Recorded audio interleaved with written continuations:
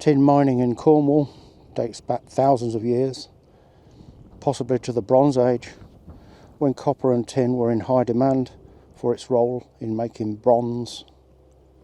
By the Middle Ages, Cornwall had already become famous across Europe for its abundant tin resources, attracting miners and traders from far and wide.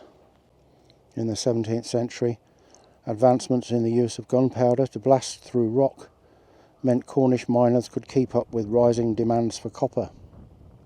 This new effective method for deepening mines and breaking through granite was key in developing the growing success of copper mining in the early 18th century. To get access to deeper reserves, better drainage systems were required. This led to the early introduction of steam engines in Cornish mines, which were used as early as the 1730s. Because steam engines used coal, it meant coal production increased too. Coal and timber were imported from Wales to Portreath, where they also exported copper ore. Engine houses started to spring up all over Cornwall, and many still grace the local landscape. Between 1700 and 1914, the metal mining industry of Cornwall transformed the landscape and fed the Industrial Revolution in Britain. South Wheal Frances, here in the Camborne and Redruth mining district, is recognised as a World Heritage Site. In today's money, South Wheal Frances earned the owners £43 million, but miners were usually only paid 15 to 20 shillings a week, depending on skills, which is equivalent to £75 to £100 a week today. Some miners sought more money for their hard work. Local miners and engineers developed the technologies required to mine successfully, and their skills were shared worldwide. By 1880, 24% of miners left Cornwall to make their fortune in foreign lands all around the globe, from Latin America to the Transvaal, Australia and New Zealand, and from California to Canada. In total, the county lost over 250,000 people between 1841 and 1901. There used to be a saying which was, "At the bottom of every hole in the world is a Cornishman." The emigrants included farmers, miners and tradesmen, but miners made up most of the numbers.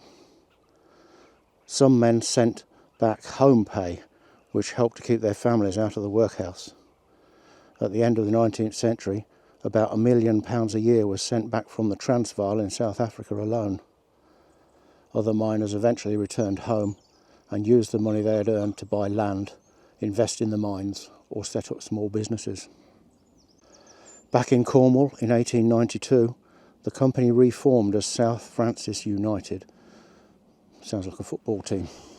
Prior to its amalgamation with Wheal Bassett in 1895. The amalgamated company was called the Bassett Mines Limited. The Marriott Shaft mine is one of the most substantial sets of mining remains left. The mine was built in 1896 on the discovery of the Great Flat Lode. A lode is a vein of tin-bearing rock, and this one was at an unusually shallow gradient of around 30 degrees to the horizontal. In other parts of Cornwall, mineral-bearing lodes lie at between 60 and 90 degrees to the horizontal. Many of the Cornish mines were built to mine for copper, and only later found tin at greater depths, so it kept the mines viable. When this mine closed in 1918, it was the best equipped shaft in Cornwall. The first building we come to is the winding engine house. A winding engine is a stationary engine used to control a cable. In this case, to power a mining hoist at the shaft head. I couldn't find any photos of this actual engine, but this is one that's still in existence at the King Edward mine at Troon near Camborne. If we cross over to our right here, we see the boiler house. In its day, it held 6 Lancashire boilers side by side. Those had 2 flues, where Cornish boilers only had 1, making the Lancashire boilers more powerful. The boiler house provided steam for the whole site, and the chimney took away all the waste gases and smoke.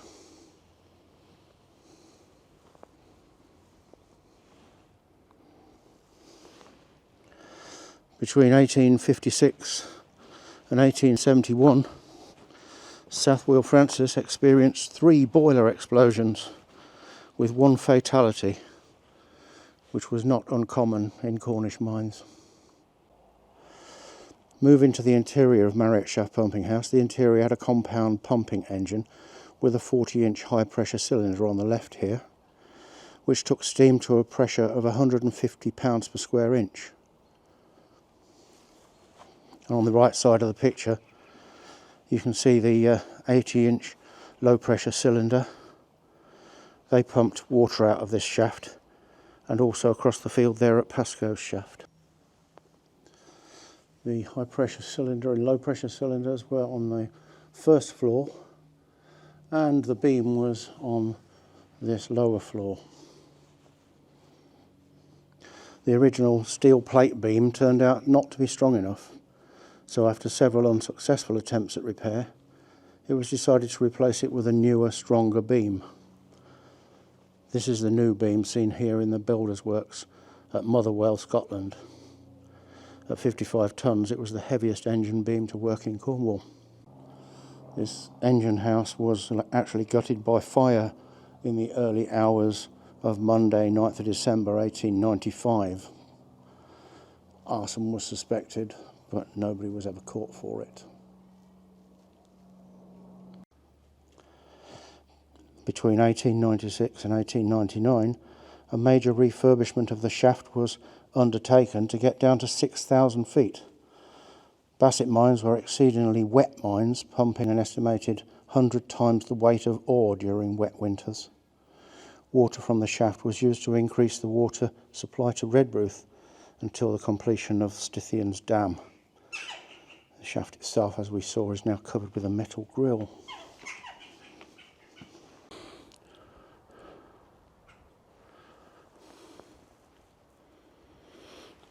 Next to the biggest cathedral-like engine house is the compressor house. This is the inside of the compressor house. It held a Riedler air compressor which could feed up to 30 underground rock drills.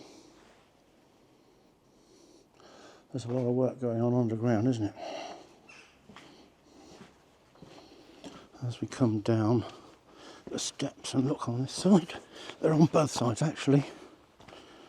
The rectangular openings at the bottom of the wall were known as crow holes. You can probably see through. And they were to enable a man to crawl through them to access the foundation bolts of the engine. The other side here is the ore sorter and capstan house. Ore from Marriott Shaft was brought to the sorter on a high level gantry and tipped in through a grizzly screen. Small stones dropped into a hopper and larger rocks went into a jaw crusher. From there the ore was fed into wagons through hopper doors and taken by rail to the dressing floor and stamps. The jaw crusher was powered via belt by a horizontal engine in the adjacent capstan house, the remains of which over here on the left. This is what's left of the capstan house. It would power the jaw crusher over there.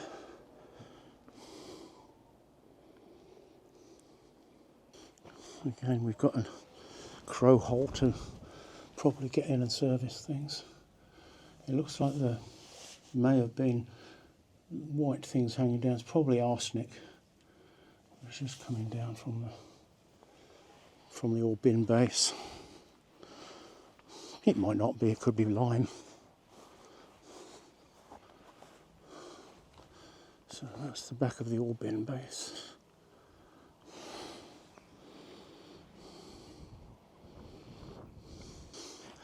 The building over here in front of us was called the Miners' Dry.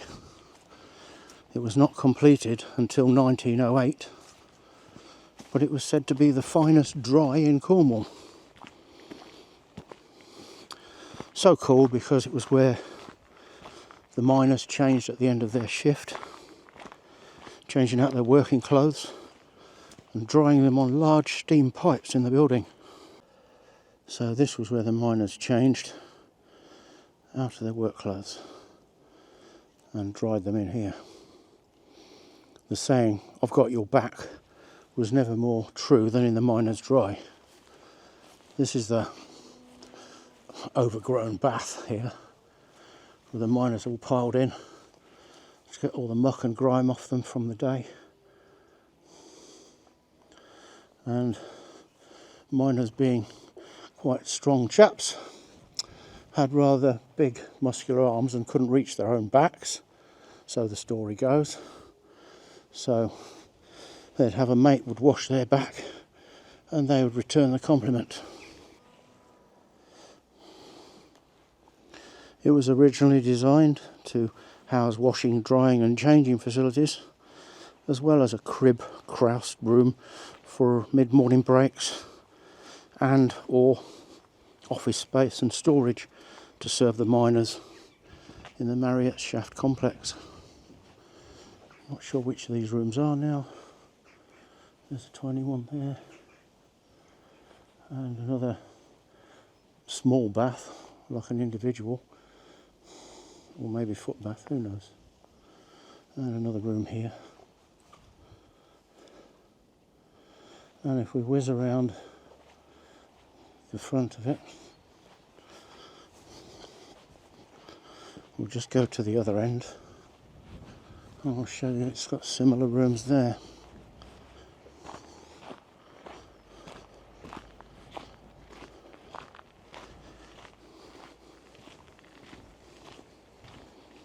When it was first constructed, the dry was described as second to none in the county.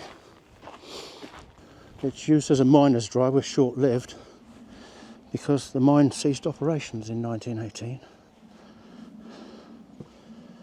So here we are.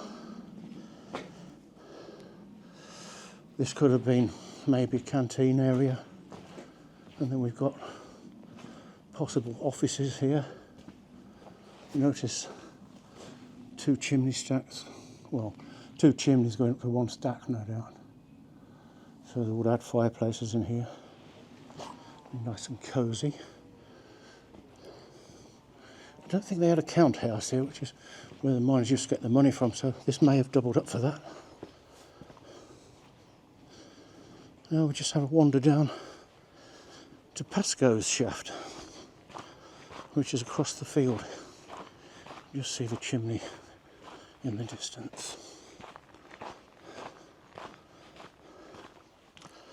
It's thought that there were up to 3,000 people worked at South Wheal Frances.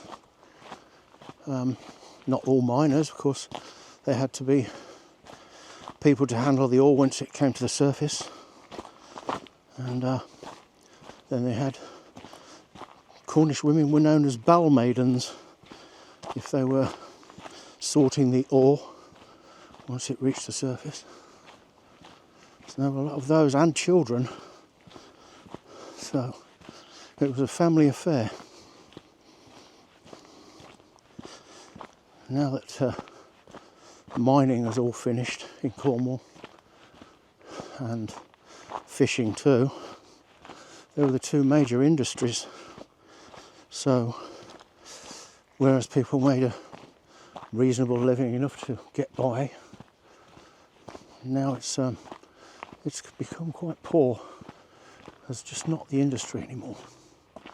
Let's just have a wander this way.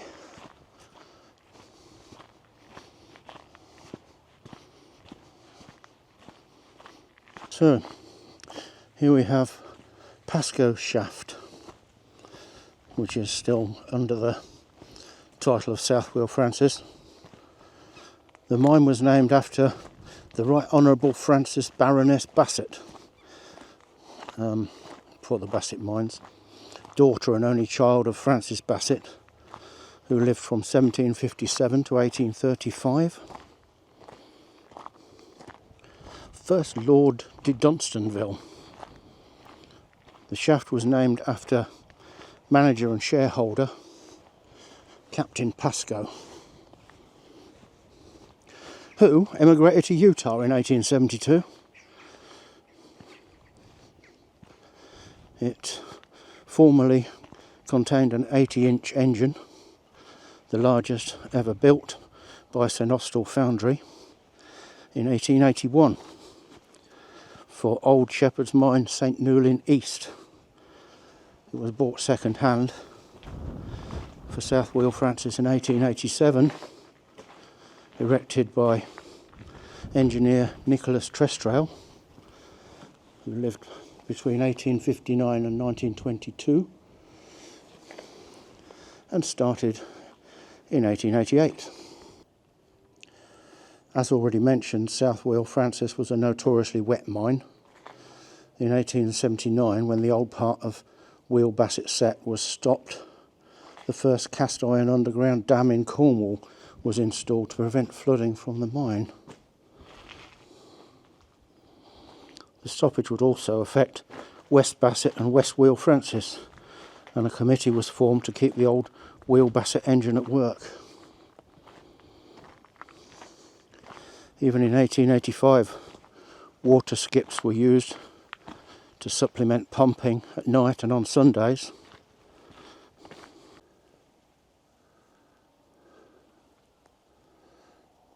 She's still in good nick, the old girl. And round over here, there's one walk round.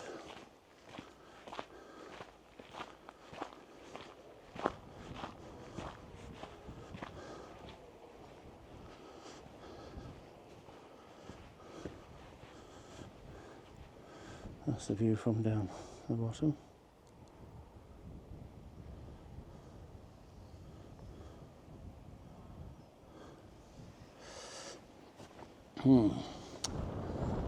So there apparently used to be a boiler house here, but there's no evidence of it anymore. Like a lot of the mines, they just end up being taken down.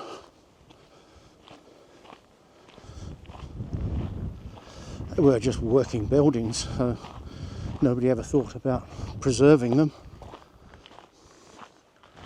Never quite understood why all the roofs were taken off and the windows taken out, because some of these mines are only 100 or so years old. But I guess they thought they could reuse the stuff somewhere else. Anything that was worth salvaging, no doubt the mine owners would say, we'll get that and sell it off. This one is Pascoe's Whim engine. This wound from Pascoe's shaft, situated 90 yards behind us. And the wall on the unusually slim engine house is the far gable of its boiler house, which contained 2 Cornish boilers. South Wheal Frances was the first in Cornwall from 1860 to permanently use wire ropes in place of hemp or chains.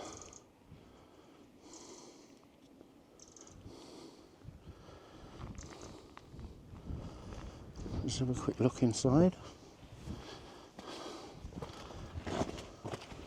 Duck down. Oops. Oh, I can't get in. Oh, there we go. So, that's the inside. Inside. Hello birds, sorry. I'm scaring the birds away. They're impressive, aren't they?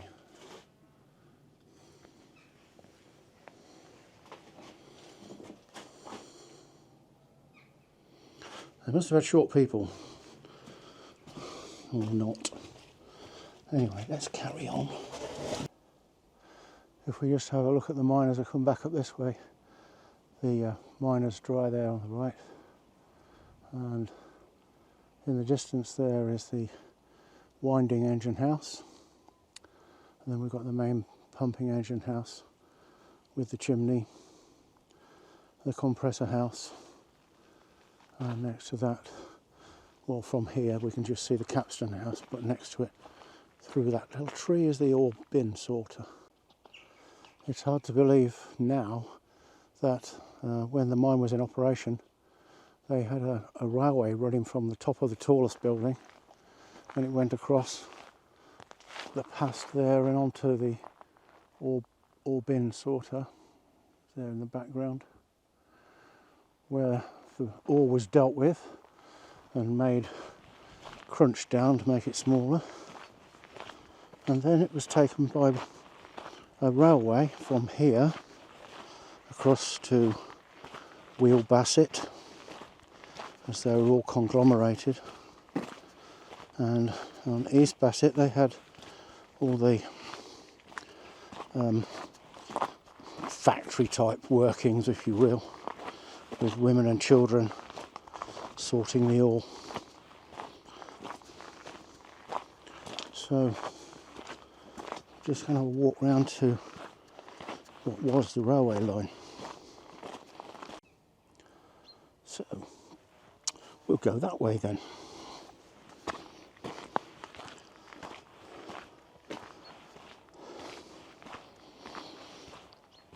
It's a lovely day today, considering we're in November.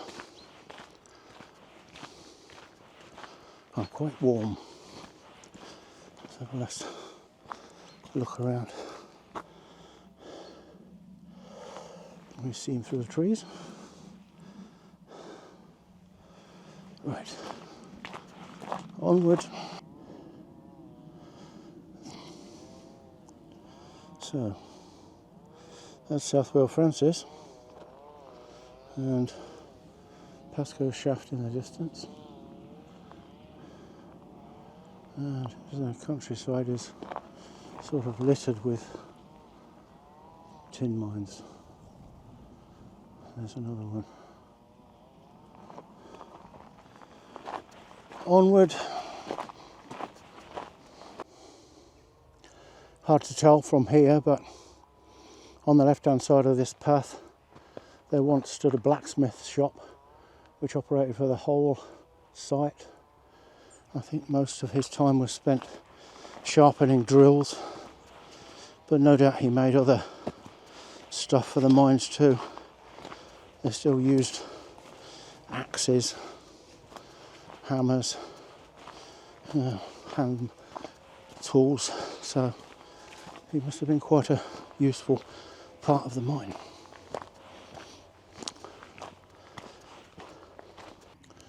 So here we have the rail track or tramway that went between South Wheal Frances and West Basset Stamps. There's an unusual old step there, which would have been for people to get on and off their horses or bicycles. I don't know if you can see those. Not sure when they were in use, whether it was when the mine became disused and they still wanted to get from there to here. Well, this is a tunnel that was built, and Basset Mines tramway tunnel, built 1908 and rebuilt in 1997, which goes over the main road, or rather under the main road, of course. It goes under the main road.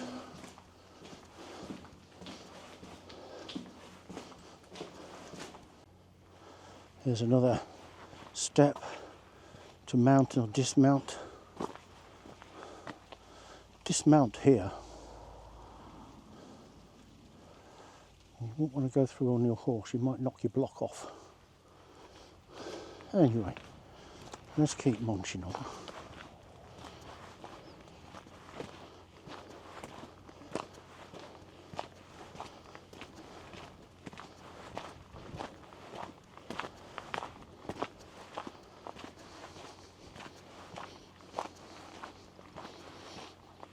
I suppose most people would not even realise this had been flattened out for use as a tramway. They'd think it was just the council being kind and putting a footpath there for people to have a wander through the countryside.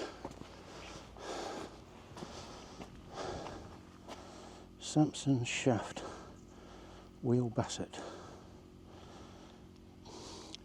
Plugged in 1995 by Kerrier District Council. So this would have been another shaft down, I suppose. Because not all the shafts were for mining. Some were to service the mines with fresh air. So they would just build a shaft to allow the funky air to come out of the mine or fresh air to get in. Here's the mine shaft.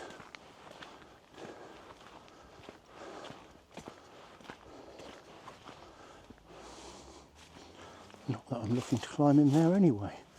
It's telling me to keep out, which I obviously will. But it's in there somewhere, in amongst all that bracken.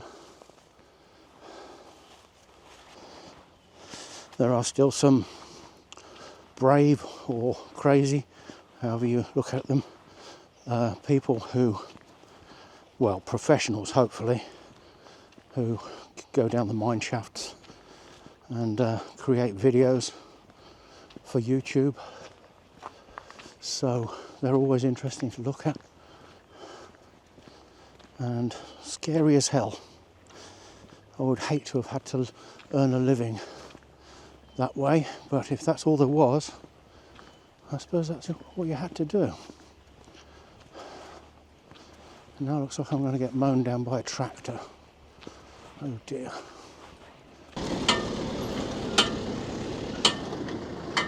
Oh, that's him off down the hill.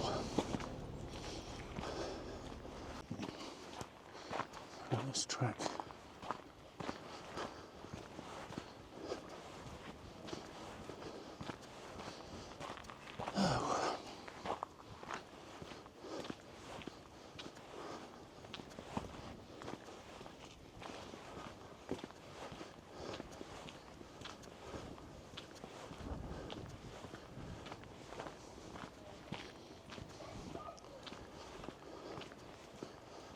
Take a look across the valley.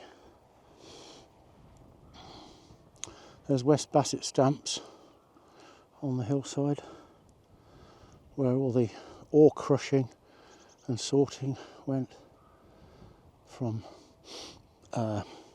South Wheal Frances and also from Wheal Basset, which is just a little bit further around this path. So we'll just motor on.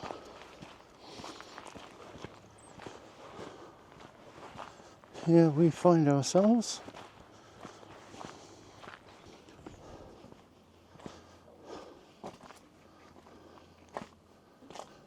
So this is Wheal Basset Stamps Engine House. It was built in 1868 and used a 30-inch cylinder rotative beam engine that drove heads of stamps for crushing ore after becoming part of the Basset mines when they all conglomerated. So down there were, let's have a look, down there are the vanna houses or shaking tables that used to be operated by many of the women. We'll just have a quite quick look down there here and have a look. Oops.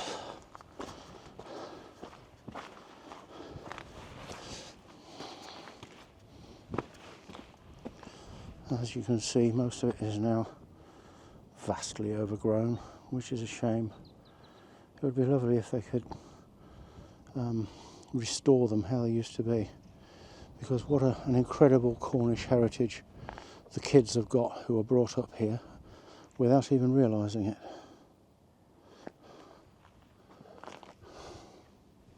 Let's just have a look inside.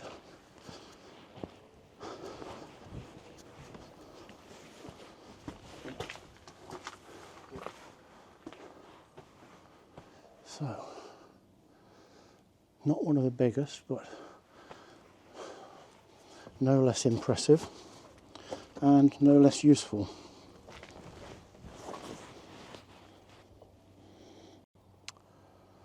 So that's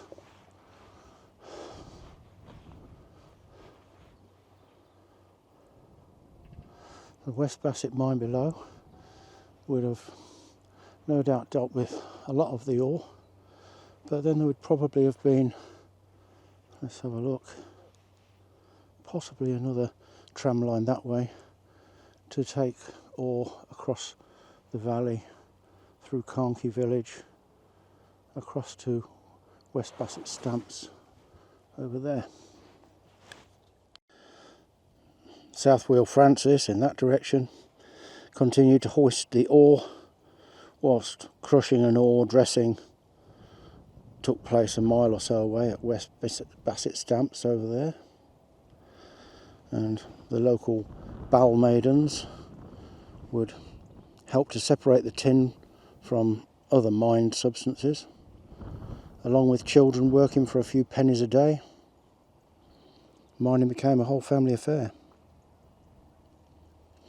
Tramways took ore to the crushing stamps and dressing floors to Carnkey, where there are still ruins of the stamp engine houses on both sides of the village.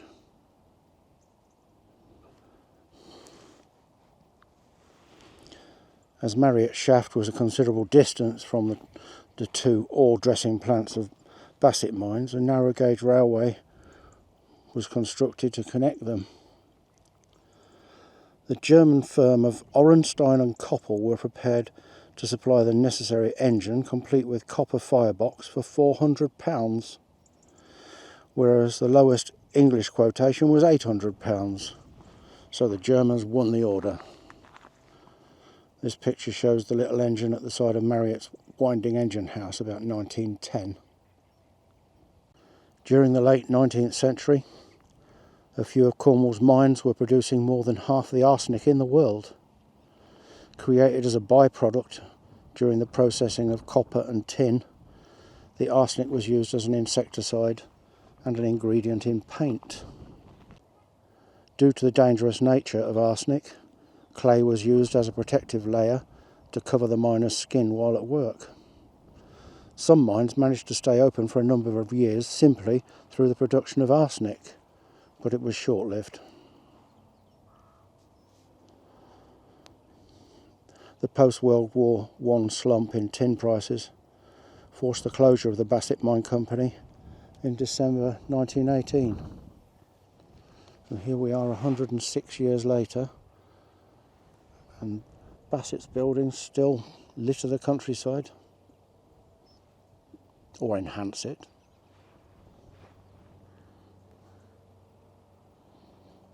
Apparently there's still tin underground, but the price has to be right for anyone to go mining now. There is a mining company who have sent down exploratory shafts, and they've found 6 more loads underground which could be mined, but with tin prices quite low, that's not liable to happen.